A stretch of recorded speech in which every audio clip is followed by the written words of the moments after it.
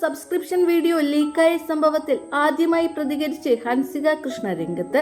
ഹൻസികയുടെ പുതിയ പോസ്റ്റ് ഇങ്ങനെയാണ്: ഹായ് എല്ലാവർക്കും, ഞാൻ ഹൻസിക. കഴിഞ്ഞ കുറച്ച് ആഴ്ചകൾക്ക് മുമ്പ് എന്റെ ഇൻസ്റ്റഗ്രാം സബ്സ്ക്രിപ്ഷൻ വഴി ഒരു വീഡിയോ ഷെയർ ചെയ്ത സംഭവമുണ്ടായി.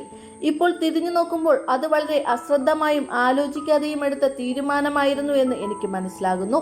പോസ്റ്റ് ചെയ്ത ഉടനെ തന്നെ തെറ്റാണെന്ന് മനസ്സിലായി.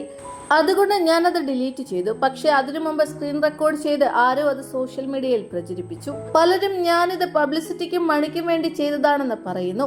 പക്ഷെ അതിന് പിന്നിൽ സത്യമായും അങ്ങനെയൊരു ഉദ്ദേശമില്ല. അതൊരു ഇമ്പൾസീവ് മിസ്റ്റേക്ക് മാത്രമായിരുന്നു. അതിൽ എനിക്ക് വളരെ ഖേദവുമുണ്ട്. ഈ സംഭവത്തിൽ ഏറ്റവും കൂടുതൽ വേദനിച്ചത് ഞാനും എന്റെ കുടുംബവുമാണ്.